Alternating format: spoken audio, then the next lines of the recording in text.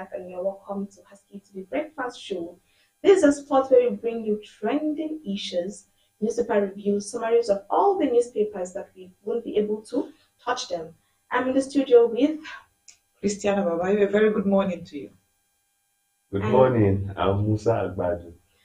it's so nice to have you again. Watch us on the set because I think it's been a while for us. But Yeah. let's take a very short break. When we come back, we will dive into the business. Stay with us.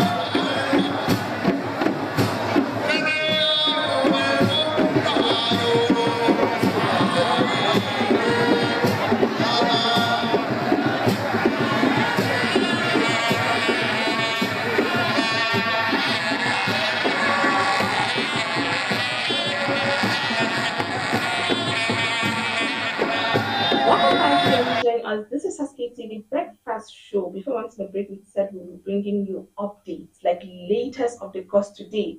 The newspapers are not smiling. No. There is a lot and a lot going on. Before we dive into the newspaper, I want us to look at something. Yeah, it's Ramadan. Aside the hardship, the economic whatsoever you get, but there is this trend that as I saw it going about Ramadan, where KB, Bauchi, Kano, Reboot can say schools remain closed. Musa, in your own idea, now let's say in your own view, there is this debate, or there has been a debate that the school should remain closed, the school should remain open. What do you have to say about this trending topic? Because me, I think I have a lot of things to say. Well, education is the bedrock of development, and I feel personally, uh, schools not only should be left open, but teachers should teach children as long as there is the time. Mm. So this issue of uh, schools being closed during the 29 to 30-day period of Ramadan, to me is, well, there is this, this is a sensitive topic, Yeah. and Nigeria, it's, will I say, a secular state, Mhm. and there is this freedom of religion, and it's a sensitive topic that people should be mindful on how they comment or their perception of the entire saga. Yeah. But personally, I feel now, most especially now that exams are fast approaching, I feel that schools will have been left open. Next week, students will be taking the joint admission Exam. yeah, that's the JAM exams, and their WAEC and NECO, it's just by Approaching. June, yeah, it's approaching. So I feel all the time they need, or all the time they have, they should put it into productive learning. And also, it depends on the school, or will I say, the procedure or what they will be doing during this school shutdown. We have instances of schools that usually engage Yeah. the students Yes. even while they are at home. Mm. They give them assignments. We now have apps and the rest of it that pupils and students can study from home. Yes. So it depends, but let's be realistic. How many of our schools have those kind of infrastructure Mm. in place? But why I say people, we should be careful on how we comment on it, seeing Nigeria is a secular state. Now the Christian Association of Nigeria are threatening to go to court and the rest of it because Yes. of non-Muslims that are Mm. pupils and students in those schools. Um, there are people also with the arguments that in the southeastern part of the country, Mm. for over a year now, we've been having sit at homes on Mondays, Yes. and where schools are locked. Mm. So definitely, if you are in comparison to the 29 or 30 days Ramadan Mm. fast Yes. period, we have about 52 Mondays in a year. Yes. So that means students in South is also are being deprived, Of yeah, of attendance. yes, school hours, Yeah. definitely productive school hours. Yes. So I feel the government, because they regulate education, including the private institutions, yeah, Institutions. the private schools. Mm. The government is the regulator. So I feel government should look at it in holistically, Yes. where we will not have any reason that schools should be closed down, and if need be, facilities and infrastructure should be put in place whereby pupils even at home they can be engaged, they can ask questions. We have our U lessons, we have a whole lot of Yes. e-learning platforms now, yeah, that students can can partake in during this break. Because when I read through, it was said, like the team said, they made all the necessary consultations before they came into this final say. For me, I would think that it's not just about we as individuals. Do you understand? There are many ways to balance this. Instead of closing down the schools, I think maybe the hours. If the school is closed around 2:30 or maybe 4 o'clock, maybe the school should close around 1:30. At least there should be these hours limitations. At least not closing down the school entirely, but there should be you should reduce the hours of school. Maybe if you think maybe the fast is going to make someone, as they say, maybe fast is going to make you weak, but not necessarily like that. We all go to work. Yeah, we all go to work. Students go to school. Like this fasting, it has most impact on us. But Christiana, is there something you want to chip in? Well, I would tend to agree with both of your opinions, especially where on Musa's opinion of bringing on board e-learning system. Yes. If you are to close down the schools at all, but if I were asked, I would not suggest a complete closure of the schools. Yeah. I would suggest a reduction in school hours. Yes. Where if the students were to be in school for 8 hours, you can now pick down those hours to down to 5 or so, and just enable them, attend and let it be like a half day thing. Yes. If at all your point is to cushion the effects of the Ramadan on the students or pupils or the teachers as well. And then in the midst of this saga, we have about according to statistics, about 11.5 million students and pupils that are now supposedly going to stay at home during the period of this Ramadan. This figure is very alarming. It is. It's very alarming. It does not speak well of our educational system. Yes. Now, one might tend to argue on the path that this decision has a religious undertone to it, which is not completely wrong. Because look at the reason we are closing down the schools. I mean, we have had Ramadans year in year out. Yes. We've not had this instance like we have now, where some northern states are deciding to completely shut down schools. So it is raising a lot of concerns. Yeah. Like Musa said, organizations or associations like CAN, a conference of bishops are beginning to speak out and say, no, we also have our own children that attend these schools. So you cannot completely shut down these schools and stop learning completely. So the educational system is one that we are supposed to, keep an eye on. Yes. Like Musa said, it's the bedrock of development in any society. So I think taking issues like that, taking such harsh measures doesn't speak well for us. In places like Qatar, for example, work hours have been reduced to cushion the effect of this Ramadan on the workers. And it's balanced. So there's a balance. There's a balance. So there's a rational reason for reducing work hours to enable people, just like during the I think it was from last year, because of the removal of the fuel subsidy, that transportation costs became very, very, very high. Yeah. I think some states they beat down working hours. Hours. In fact, some states said you could come to work three times a week, to reduce the cost of transport. So this is what I really think on this issue. Honestly, there are better ways that they could have handled it. And also, I feel we should look at the constitutionality of the matter. we have states where they are trying to make it compulsory. And looking at the constitution, we have freedom of association, freedom of movement, freedom of religion, and the rest of it. Situations where you want to make it compulsory, I feel it's not right. becomes it becomes a human right infringement infringement. now. Yeah, You're infringing on people's fundamental rights. right. So there has to be a fine line. Yes, there should be a fine line, and maybe tolerance. There should be religious tolerance. But look at how will that other person feel? Yeah. How will that person cope with this situation? We are not all in this, but I feel it should not be forced on people. Just like I saw the letters written by Hisba in Katsina State, that's the Hisba, but saying private school that there will be consequences if schools are open.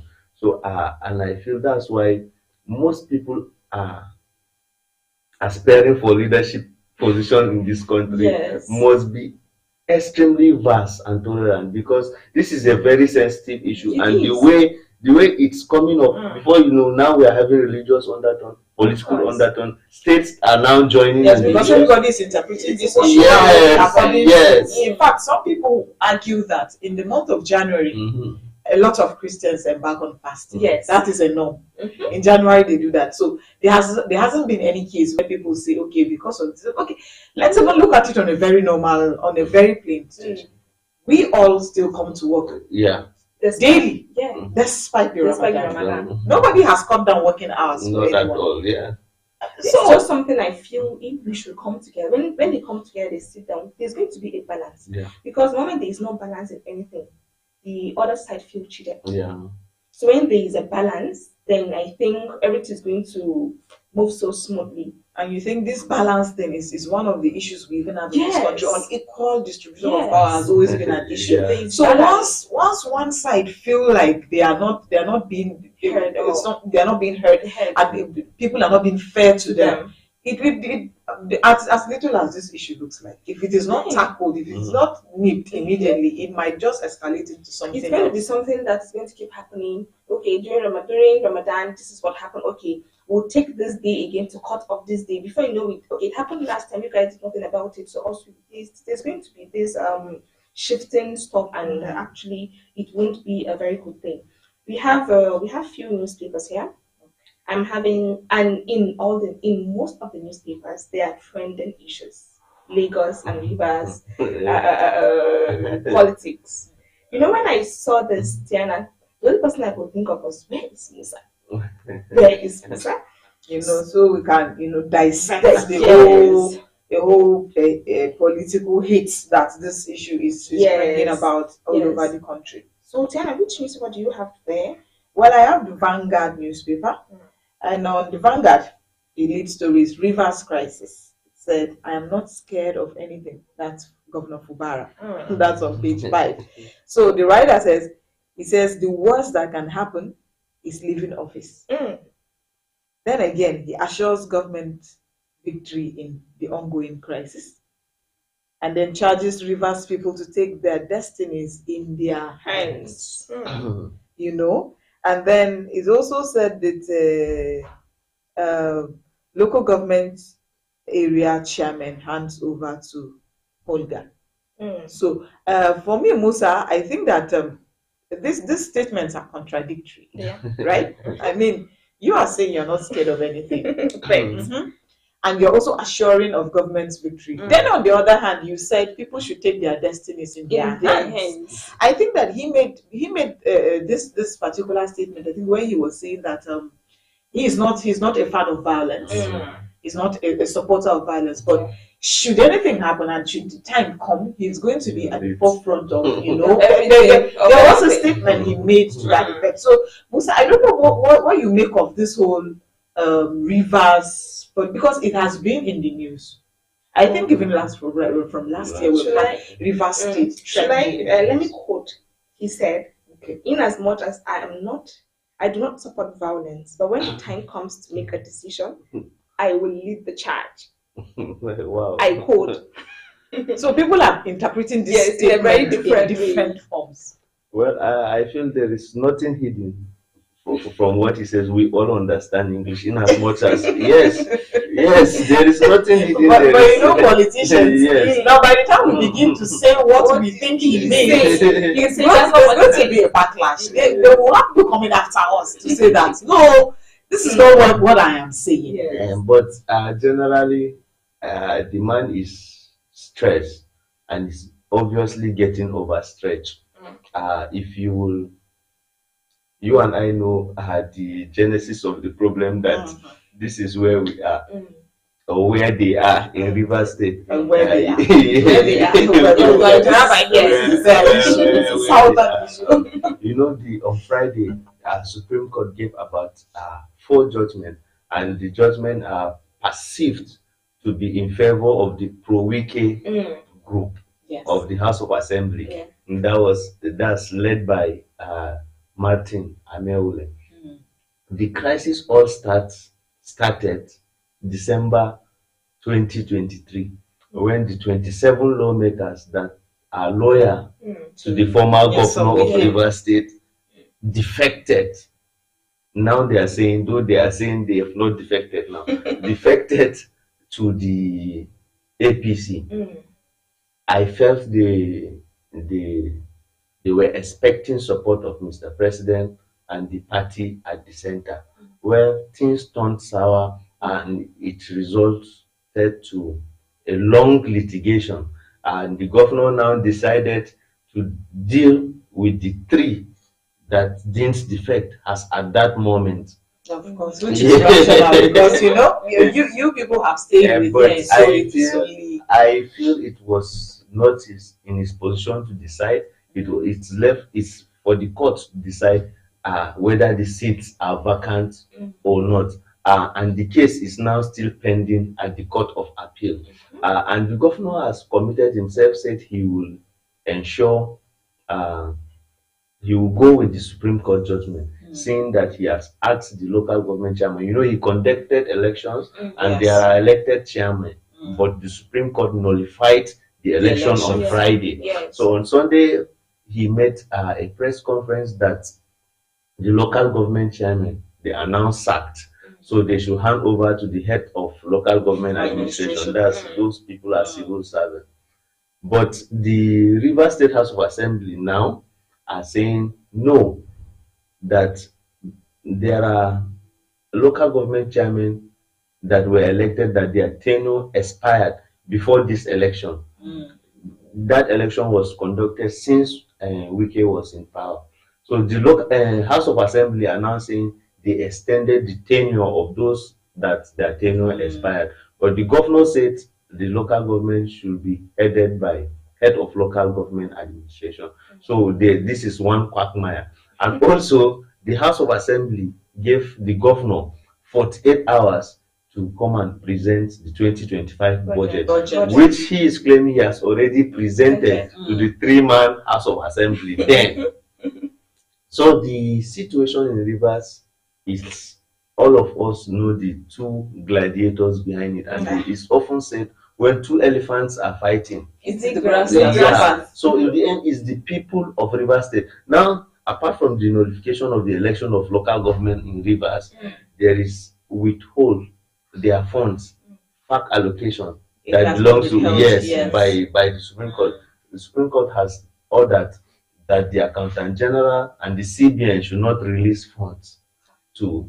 And I feel this is another recipe for anarchy, because the civil servants will now be expecting their salaries. Yes, and now funds from federal government is no longer coming to the state. So it depends. Let's see how much of tactics the governor and government of Rivers State have, and how he will be able to cope. This is not the first time Bola Ahmed Tinubu, when he was governor in Lagos State, his subvention, his allocation also was withheld for several years, and he navigated. So let's see how Governor Fubara will navigate. And also, I feel in the end, justice should be perceived as done. Yes, Supreme Court is the final court in the, the apex court in the land. They've made their judgment, but a whole lot of people believe that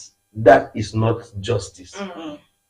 But what I'm happy is the governor said he's committed to seeing all those, like I say, those judgments. He will obey court's judgment, and he has taken a step, asked the local government chairman to all step down and hand over, pending when there will be another election. So I feel politics is about give and take. And since this person has the mandate of the people of Rivers State, I feel he should be allowed to handle the affairs of Rivers State. But you know, Musa, sorry to cut you off. If Fubara was going to be allowed to handle the affairs of Rivers State, they would have given him that leverage to do so. But like there is a political gladiator that is, at the forefront of this crisis, because it is very safe to even say that the whole point of this issue started because of this rift between him and the former governor. So and we all know Wike is a force to contend with. So are you seeing a situation where Nyesom Wike will decide to sheath his sword, and allow things, because unless that is nipped, I don't think they are going to make headways towards reconciliation and what have you. Although there's also the party influence in this situation. Definitely, if you can remember, this rift led them to the office of the president. The president intervened and gave out a political solution, but it's obvious that the solution is not working. It's not working. But I feel that the institution is bigger than any individual, and since they still have pending issues in the court, I feel the law should be applicable to everyone, and justice must be perceived to have been done. Now, the issue of defection of those 27 lawmakers. Obviously, the governor has already declared 10 days for him to be commissioning project, and the State House of Assembly, as at yesterday, are giving him 48 hours to present the budget. Definitely, that's a recipe for disaster. So, I feel the law should take its course, and since that case is still pending at the Court of Appeal, though everyone knows that when you defect as an elected lawmaker and your party is not having any sort of division, you're just saying you vacate your seat, but it's left for the court to give that interpretation. So I feel we should wait and see the outcome of that case in Court of Appeal. And there is this such thing has given the governor ultimatum. The governor is the chief executive officer of the state. You cannot give him 48 hours to present budget, or else what? So we all know what all this is coming. Yes, the handwriting. Yes, the handwriting. 48 hours. Else what? Or else what? Or else what? And the whole Rivers State thing. I don't know why it keeps lingering. They keep dragging it out. Like for I mean, there are other issues that we can worry about. Now let's not overflow that issue. Musa, let's quickly talk about Lagos Assembly. It's also on the Vanguard newspaper. They say Obasa returns, Miranda out. And in one of the papers there is a cartoon of a man seated, and then this woman is on the chair, and the chair has been with his arm. So is there a hand? Because we could interpret this cartoon in different forms. It's on the Guardian newspaper. It's on the Guardian newspaper, that particular caricature that I'm talking about. So this woman is hanging in the air. The chair has been removed by an invisible hand. Is there a hand? And if there is a hand, where is this invisible hand coming from? And the Lagos Assembly thing also, just like the Rivers Rivers. issue, has also dragged out in the last one. And as of yesterday, Obasa has been reinstated as the speaker, and Miranda is said to have resigned. Yeah. Well, I feel regardless of how anyone sees it, the legality or illegality, first we must commend the leadership. They call it GAC, uh, Gubernatorial Advisory Council in Lagos, and the party leadership. Its argument was that the members of the State House of Assembly did not consult the GAC and the party leadership before removing, before they impeach the speaker, that's Mudassir Obasa. Yes, and they now insisted, regardless of what happened. We've seen where people say he invaded the house, this and that, and the rest of it. But yesterday, everything was resolved. The person that was elected speaker, that's Miranda, willingly resigned. That's to show you the power of the GAC and the leadership of the party in Lagos State. And hadn't been, we have such in Rivers, we will not be having this embryo. And when tell you me something, embrace the supremacy of the party, the leaders there. Imagine how I watched Miranda last week, where she was insisting that Obasa is removed. There is nothing anybody can do. Yes, and yesterday she was there herself. She resigned. Yes, and they willingly. Yes, and she expressed this sportsmanship spirit. Yes.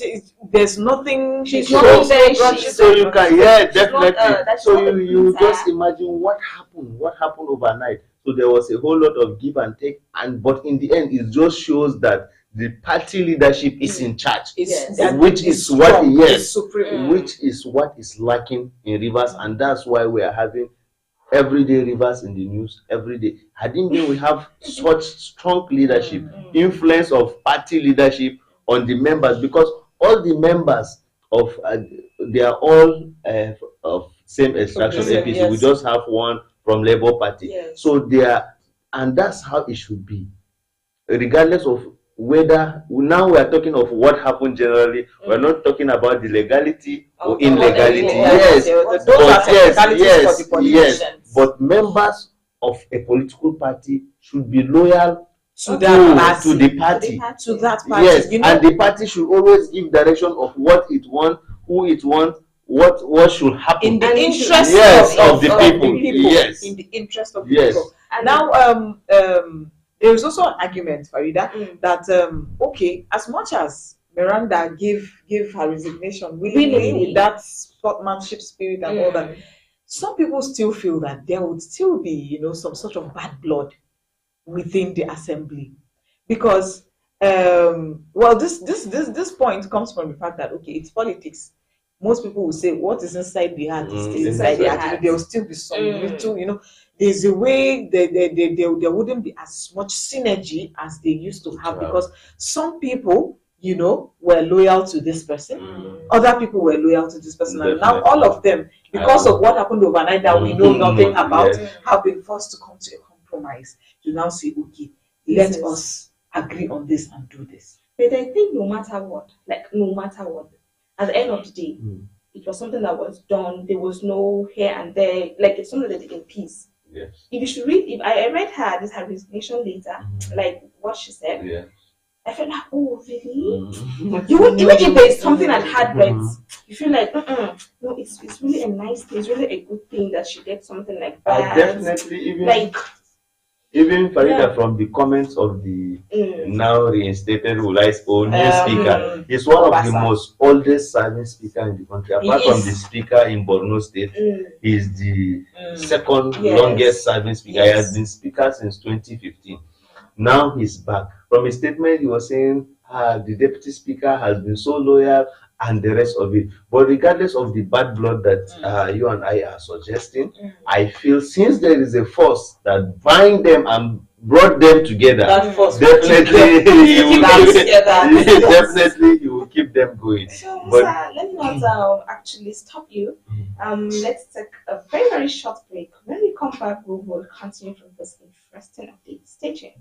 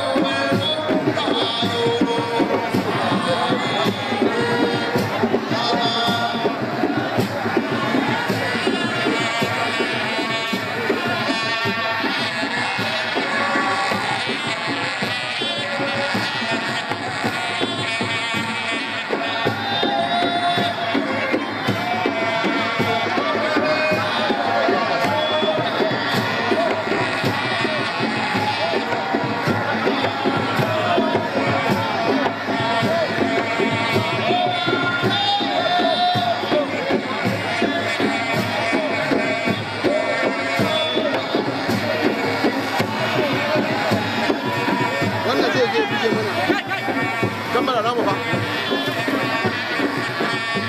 ya haɗe yaro ne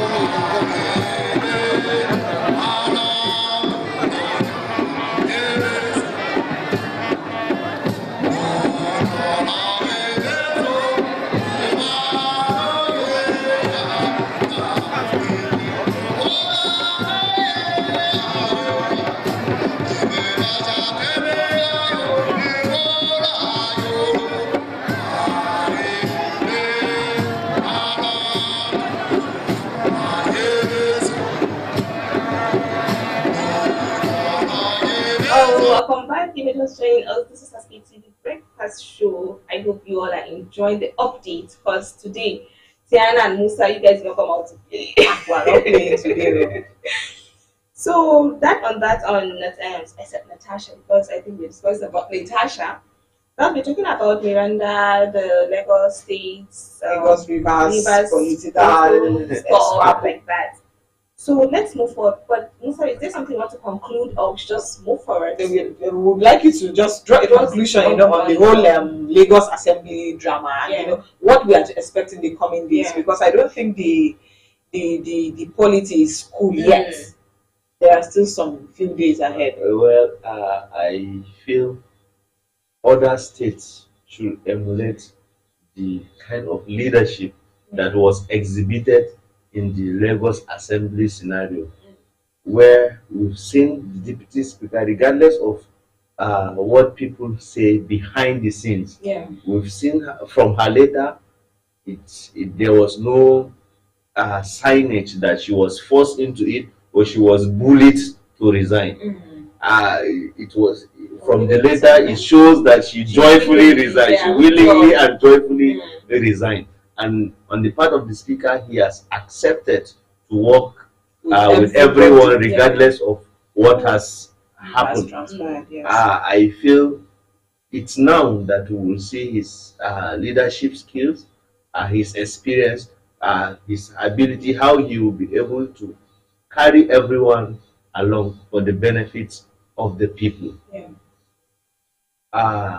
If we have strong party leadership or advisory council like the way we have, most of the states that we are having issues will not be into those issues. We have issues in Rivers, we have in Benue, where the governor and the SDF are having. So I feel, yes, it's something that we must commend the party leadership in Lagos State. And we are looking forward to see how Speaker, Lagos State House of Assembly, Mudasiru Obasa, will carry his colleagues along. Well, that's actually a nice one. Moving forward on the Vanguard, ahead of the lead story there, no female petition against Akpabio Senate. This issue too is something that has been on, I think, since last week. No, last week. Yeah, Before last week. She's saying that there is no any petition against Akpabio. These people, when you look into these political issues, there is something on the ground that they want you to come out and say it for them. You know, they don't say it themselves. Musa, what actually can you say about this issue? I feel that position of the Senate and that institution is an institution that needs to be cleared because it serves as the voice or the representation of the entire people. So saying that there's no formal petition before you look into the matter, I feel in a country where we are trying to encourage female participation, we are not saying that what Senator Natasha is claiming is true. That's the true position of things.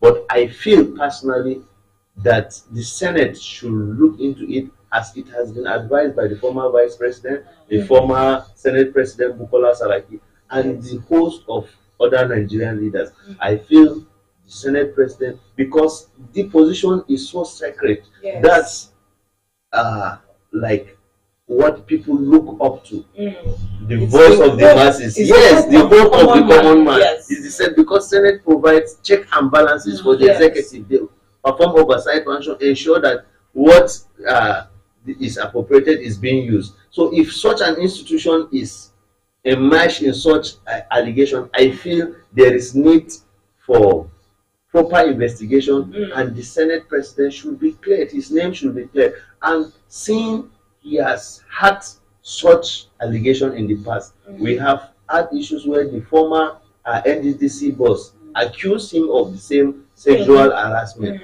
We are not saying that's the position, that's what happened, but I feel, yes, there should be a thorough investigation. And yes, his name should be cleared, and there should be true state of things. This is the position of the Senate. This is what transpired. And this is in a very clear time. You cannot. Because I think within all these issues, I don't think there was ever a time where the Senate President came out to actually tell Nigerians. Definitely. As the Senate President, you speak. It is your responsibility. You're supposed to own up to your actions, even if they are not true. You're supposed to apologize to Nigerians for causing them such concern. Definitely. Apologize to them because we are looking up to you, sir. Silence means a whole lot of things. Like, for some people, silence is approval. Yes. Silence means he did it so that you don't have anything to say. And you know, because of the way Nigeria works, once an issue comes up, a lot of issues now begin to come up. That's why now the NDCC issue now surfaced again and said that and you know, on the other side, Musa, what the whole ball game, the whole cause of this whole thing was the the misconduct, the said misconduct of Senator Natasha in the House. But you do know that now issues are beginning to come up. People are now saying that, but Oga Senate President, you did the same to Bukola Saraki when he was the Senate President. You did the same misconduct to him, and now somebody else is paying you back. But you as the Senate President now, you're supposed to have found a matured way, of handling, of coping the whole Natasha situation when it happened. I'm not approving of what Senator Natasha did in the House. Misconduct is misconduct. Yeah. Right? It's misconduct. So, but like we said earlier, it's a sacred position. It's a very sensitive one. A lot of people look up to you. Were there no other better ways to handle the issue that you had to drag this issue out to the point that now allegations are beginning to come out this happened, to say that there was, and sexual harassment is not a small issue. It's not. And then there are issues now. The wife of the Senate President is now dragging Natasha to court and saying that she's not the one being defamed. I feel no reason why the Senate President will drag her to fight. You have absolutely no business with this thing. It's a political affair. Let the political icons handle their issues. And if there is an issue like that, and I'm not exonerating the Senate from this, why would you say you don't have a formal petition? Good. And that is why you're not looking into the issue. And your name is being dragged. The institution is being dragged. If the Senate President is dragged, the entire Senate is being dragged. Yes. Yeah. So I feel the Senate must act. You should come out. You should come out as possible. And also, the Senate President should communicate, speak on this thing. Your name is being dragged, and you're not saying anything. Speak on them. And at the same time, if you're in this country, we love to see evidence. Yes. If you're saying this happened, show us. Let us see. If not, you go explain there. No evidence. You don't get evidence. And you see, somebody was saying that once very dark man wades into a particular situation, it doesn't end well. It doesn't end well. And in this issue now, very dark man has put his own mouth inside. Very dark man is now saying things now on the internet. There are a lot of things his points is bringing out. But I feel that if as the Senate President, such as the allegations have been levied on you, you owe it to us to come out and explain to us. Tell us what really transpired. Why are all these things happening? Explain to us, and we'll reason with you also. We can't have a one-sided story, and we embrace it hook, line, and sinker. The truth is, insider claims, he steps aside, allow an investigation into the matter. A lot of things are Nigeria. That's what Nigerians now. A lot of Nigerians are now clamoring for. Oh, God, step aside. Let us investigate this. Because as it is now, you're being dragged. You cannot still remain in that seat, and you're what will I say? You're spoiling the image of the institution.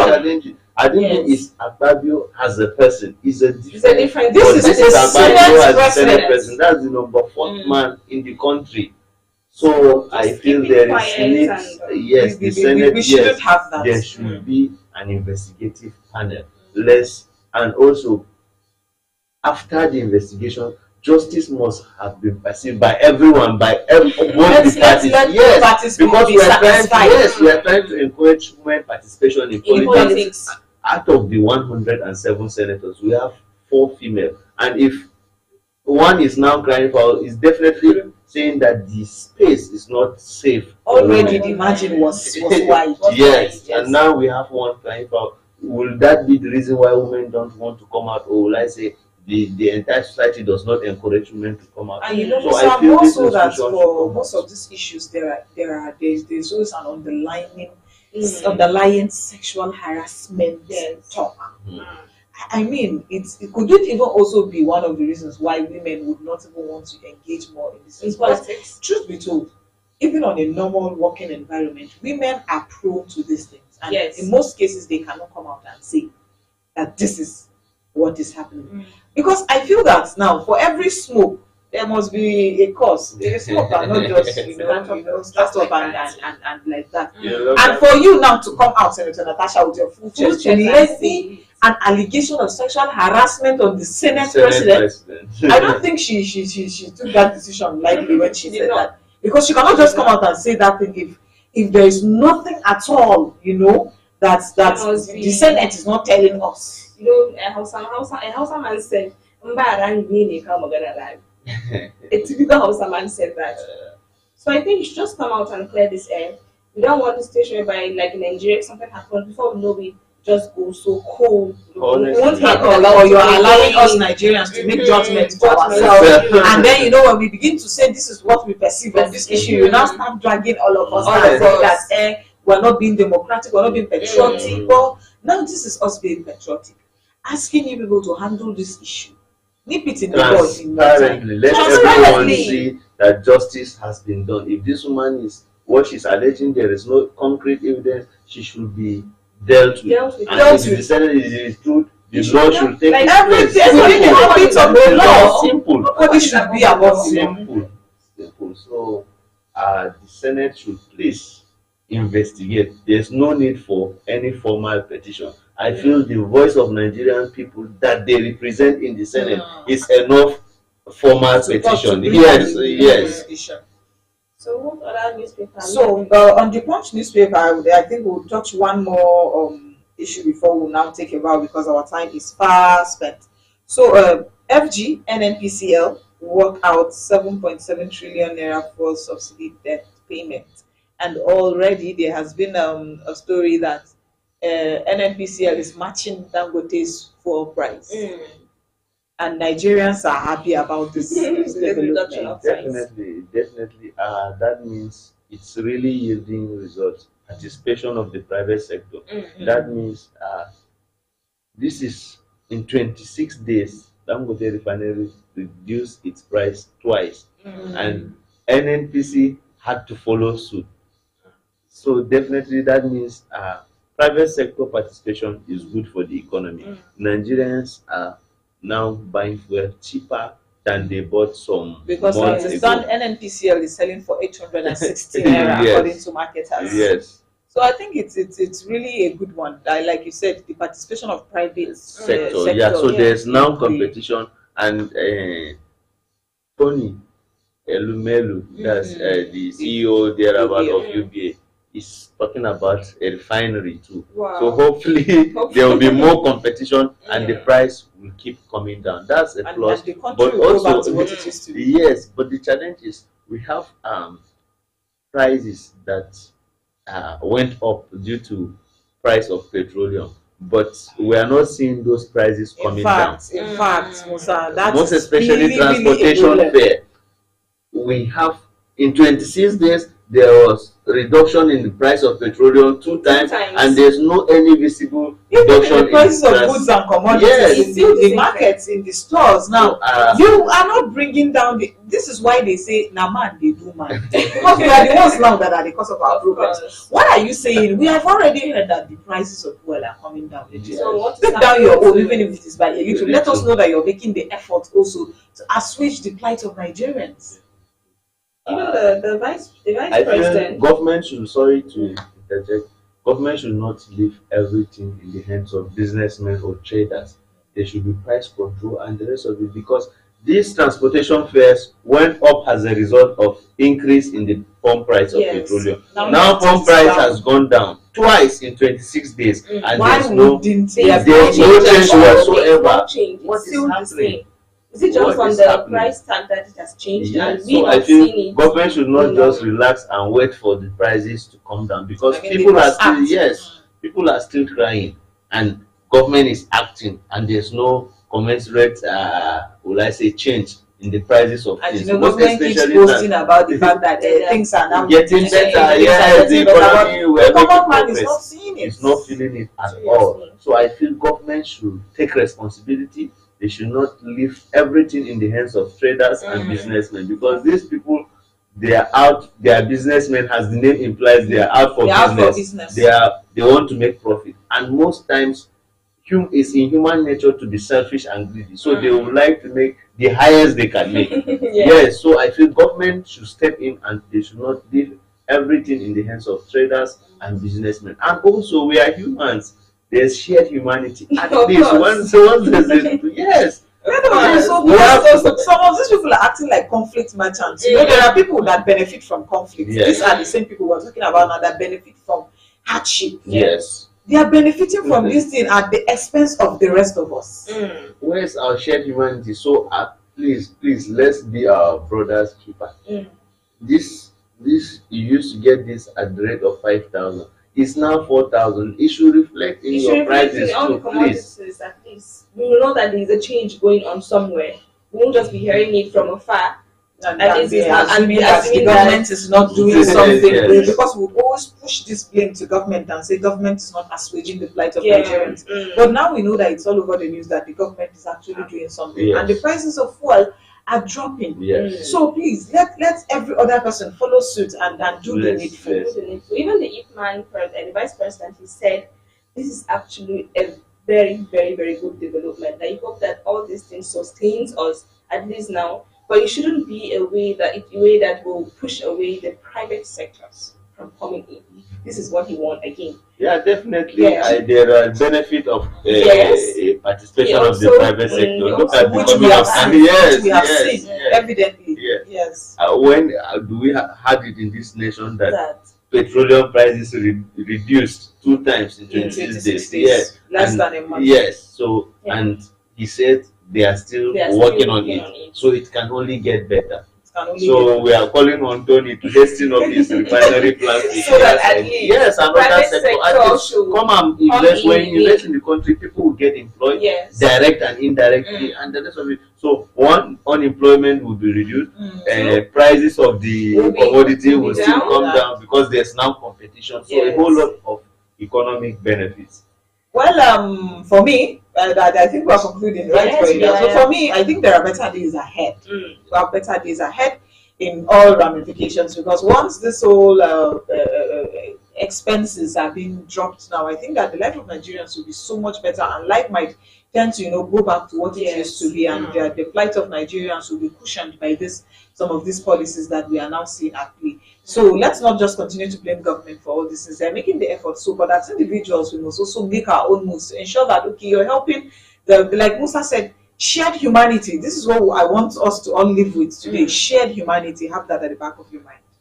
So that is all we have for you today on Haske TV Breakfast Show. Join us next time for another interesting, we bring you more interesting updates on our Breakfast Show programs.